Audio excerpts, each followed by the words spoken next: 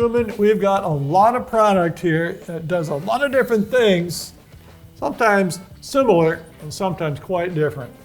Yeah, a lot of these compounds and greases can do a lot of the same things. Why would we even carry them all?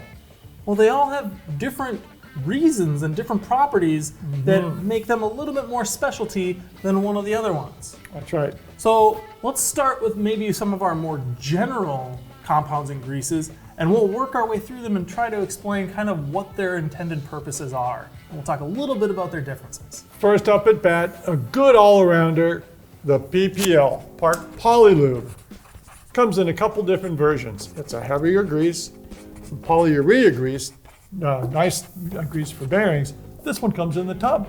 We have the lid, we cut a hole in it, we drop the acid brush in. That's kind of nice, painting stuff. Yeah, it also comes in a tube form. The tube you can cut the tip off of and put out as much as you want, put the cap back on and put it back into your toolbox. Just like toothpaste. Yeah, it's nice for people who aren't using a lot of grease, so it needs to be in a place where they're going to keep it cleaner for longer. Where the tub is definitely more for like a high volume shop application. That's right, right there, easy to put on, and fits right there. Next up, CL1. CL1 is great on chains, but also many other things. Like creaky doors. But also in many other applications when you don't have another grease, like pedal threads. Next, we have HPG. HPG is high performance grease. So this grease has a lower shear force. Intended for what kind of applications? going fast. Triathlons, road racing, stuff like that. Gravel racing, but candle that burns twice as bright, burns twice as fast. It needs maintenance is what I'm saying. It's not going to be as durable, it's not as thick, it's going to need more replacement compared to the PPL. There's a whole series of things that are not for your bearings to help you keep things tight. Retaining compounds, thread locking solutions, and a whole series of them. Yeah. Down on the mild, the polite stuff, the TLR1, the blue stuff. TLR1 is a serviceable thread locker. So something where you want a mild or medium amount of strength to hold it, something like a brake bolt or something along those lines where it might rattle loose, you want it to stay in place, you use the TLR1, it'll hold it in place. Normal service tools, a regular wrench, it's going to take a little more effort to loosen, but not any extraordinary effort. Normal service removal is what we're saying about that. Well, that brings up extraordinary removal. We're going to take it up a notch. Now we're serious about it. Still, you can remove the items that you put together with TLR2, but you might need more leverage, you might need more mechanical advantage. More fixturing, or a little bit more heat. Yes. A little bit of heat go a long ways with loosening up the TLR2. We're talking about a little bit of heat, by the way. We're talking about your hot cup of coffee poured on, as we used to do. Not too hot, even torch. You could loosen it up with an acetylene torch, I'm sure. Yeah, we cut it right in half as it loosens. Hairdryer will do the job. Hairdryer will do the job. Now, there's other things that need retaining sometimes, and we have it RC1, also gap filler. Yeah, retaining compound is really interesting stuff. Basically, you take like a slip fit situation where, so if a frame is out of tolerance and the bottom bracket, you can just slide it in, you're gonna get creaking because it's gonna move. As you pedal. To take up that gap, the RC1 goes in there, fills all the voids, fills the gaps, and then kind of expands and creates pressure. And hardens. So it brings the press fit application to the slip fit application. That is good again for creaking bottom brackets.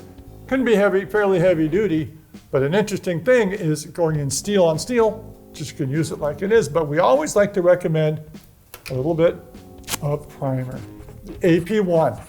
And the primer has active ingredients in it, so like iron, things that are in steel and certain types of aluminum. The more pure the aluminum, the more you're gonna need the primer.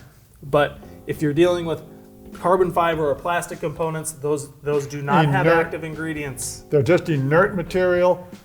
Use that primer to get it to dry and to harden. So with the carbon frames, the RC, plus the AP, that's the way to go. What's another compound we would use in a slip fit situation that would hold something in place? You want to really hold it. What slips in? Your seat post. Yes. Now, your seat post, it's not slipping. Everything good, everything nice. Go ride your bike. Seat post is moving and slipping. We got something for you. It is the SAC2. And it works sweet. Yes. It has Silica. in it, basically has sand floated in a grease. Put that on your seat post, put it inside your seat tube, slide the seat post into your seat height, not anywhere past, because what can happen is it has basically sand in it. And if you slide components back and forth, there can be kind of scuffing that happens. It's got millions of biting teeth to grab, right? Yep. That's how it holds. So, not slipping, don't need it. If it's slipping, it's gonna hold it. Very good stuff. And the world's worst bearing grease. Terrible. A close second. What's a close second on the worst bearing grease? Oh, one of our favorite products, ASC1. against the seas, this stuff, Antiseize Compound. Oh yeah. And it's great for threaded applications.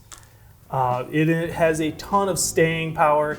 This stuff doesn't blow away in the wind, doesn't get washed away in water. That's right. You could basically spray it with a pressure washer and it's gonna stay in place. That's all the good side. The downside is you get it on your clothes. The good side is the It's downside. the same thing.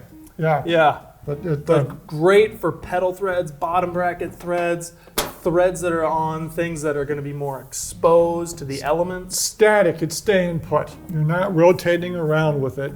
Tighten the threads up, it's staying. That's where we really intend it to be.